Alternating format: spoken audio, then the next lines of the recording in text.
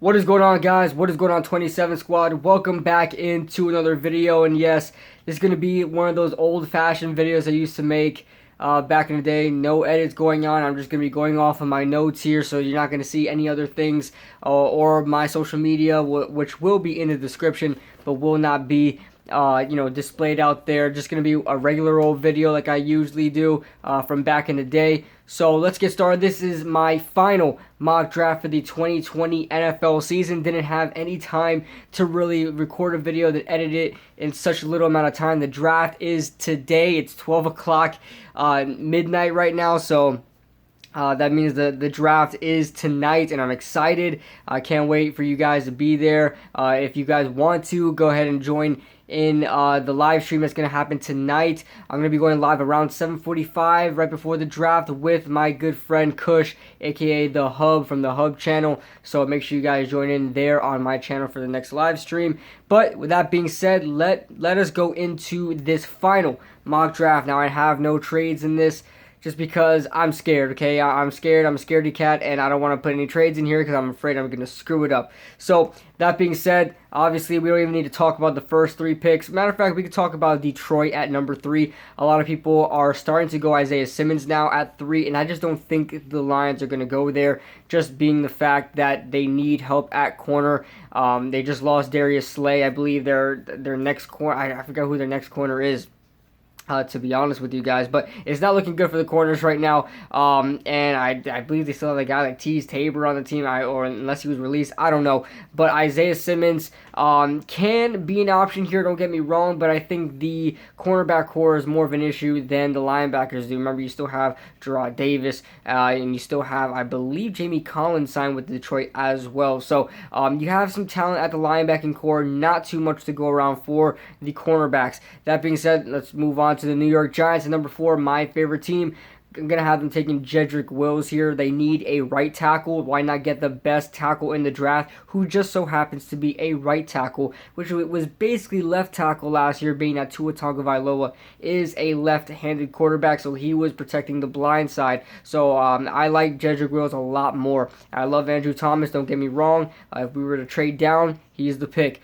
We move on. We don't even need to talk about pick 5 and 6. It's going to be quarterback Tua Tagovailoa goes first to Miami, and then Justin Herbert at 6 to Los Angeles. At 7, we have the Carolina Panthers, who get one of the best players in the draft. Isaiah Simmons falls right in their lap at 7. No need to trade up.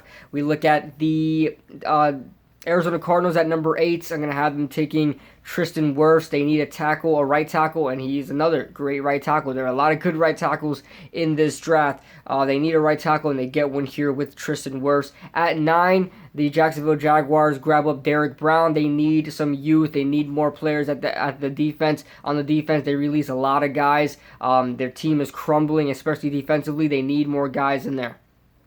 We then move on to the 10th spot, Cleveland Browns. I have them taking Andrew Thomas. Listen, this pick cannot be anything other than a tackle. It just is what it is. Andrew Thomas would be perfect there. They already have Jack Conklin for that right side. Go ahead and get Andrew Thomas for that left side.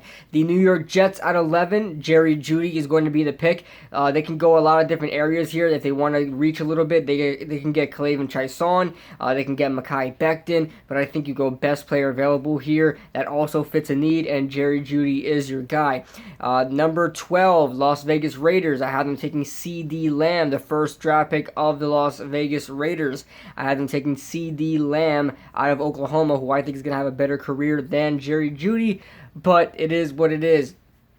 San Francisco at 13 via the Indianapolis Colts. They're going to have their pick at 13 and at 31, and I'm going to have them taking Henry Ruggs III here out of Alabama. So 3 wide receivers straight, similar to what we've seen in 2016, where we had the Washington receiver, the guy, he was out of TCU. What's that? Josh, his name is skipping my mind, but it doesn't matter.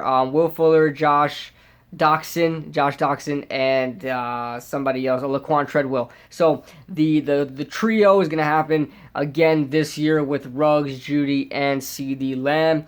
We move on to 14, the Tampa Bay Buccaneers. They can go a lot of different places, but they have Tom Brady, who is less mobile than Jameis Winston is. Their offensive line is still not great. It's not up to par. It's not terrible. Tom Brady's not in the worst situation ever, but definitely can get better. Mekhi Becton is one of the more raw players out there as far as the tackle spot goes, but listen, just draft him, see what happens. You really can't get any worse at that tackle spot. It's a bad tackle spot. The interior is a lot better than the tackle spot, similar to the New York Giants. We then move on to 15, the Denver Broncos. I have the Broncos taking C.J. Henderson, the corner out of Florida, and I think that's going to be a great pick for them to match him up alongside of A.J. Bouye. He doesn't immediately need to be that number one corner. He can be a number two, and Bryce Callahan is also there as well. In Denver. And then we look at Atlanta. Atlanta has been known, or rumors have gotten coming out that they are targeting C.J. Henderson out of Florida. But that pick is gone, so who can they go? Javon Kinlaw, the monster interior pass rusher. I think he's a perfect fit for the Falcons. I say it all the time. Falcons just love fast players at any position. Wide receiver, tight end, linebacker, safety, corner, anywhere. Defensive end, like when they took Takaris McKinley, which I guessed a couple years ago. So I'm going to have them taking Javon Kinlaw here. I think is a match made in heaven there. And K'Lavon Chaisson as well. They can go either which way. But right off the bat, with the 17th spot, I have the Dallas Cowboys taking K'Lavon Chaisson, the edge rusher out of LSU. They need more pass rush up. I know they have Aldon Smith. I know they still have Tank Lawrence, but they can definitely use a better rotation in the pass rush. We look at the 18th spot. Miami on the clock once again, taking Josh Jones, the tackle out of Houston. Listen, I don't know what they're really going to do. Like, they can get Jordan Love here, but Jordan Love needs to be matured under, I haven't taken Tua. And this is not even edited, so you're going to see this mistake anyway. I haven't taken Tua, obviously. So Tua is going to start right off the bat. Go ahead and get Josh Jones as your starting tackle. I don't know really where you want to put him. I assume left tackle. That's what he plays. But, with so many right tackles, so many left tackles in this draft, it's just you don't know where to put him nowadays. And how fluid that position has become nowadays. We then move on to Kenneth Murray at the Las Vegas Raiders spot at 19. I have Kenneth Murray going to the Las Vegas Raiders. I think is a great pick there. They need an inside linebacker. Oh my goodness, they need an inside linebacker. So they get one here. Jacksonville at 20, Christian Fulton out of LSU. Like I said, they need defensive guys. Defensive guys more than anything. Their offense is getting there. I think it can get better, but they need defensive help with how much guys they let go of this offseason. The Philadelphia Eagles at 21. I have them taking Justin Jefferson. Listen, this guy is like going to be the next Chris Godwin, in my opinion. A guy who's sort of taller, has great hands, great speed, great route runner. I think he can be the next Chris Godwin in the slot. So we move on to Minnesota at 22. I have them taking Denzel Mims, the wide receiver out of Baylor. And they got that pick from Buffalo.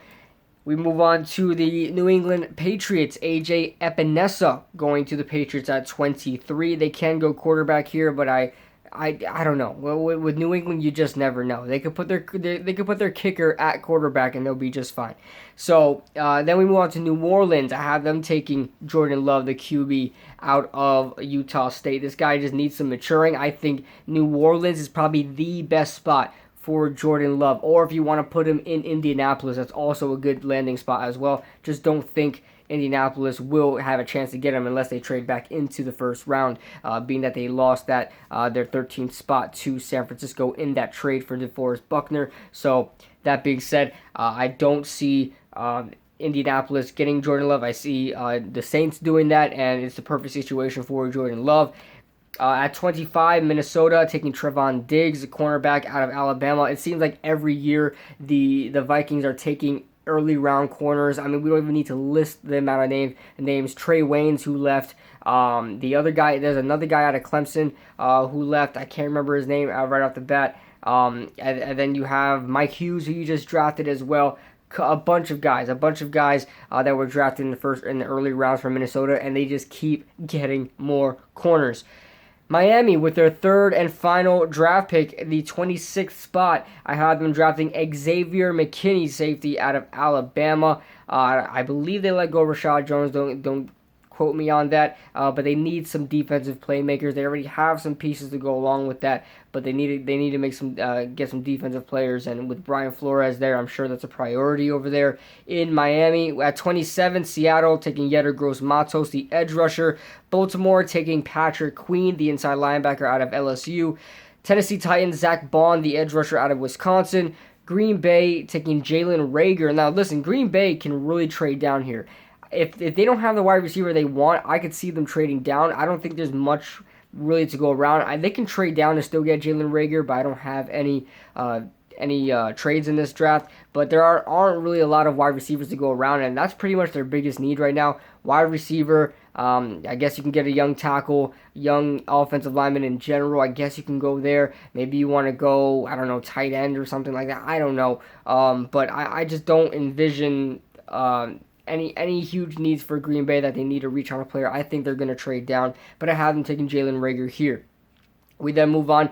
31, San Francisco 49ers with their second pick. I have them taking Jeff Gladney, the cornerback out of TCU.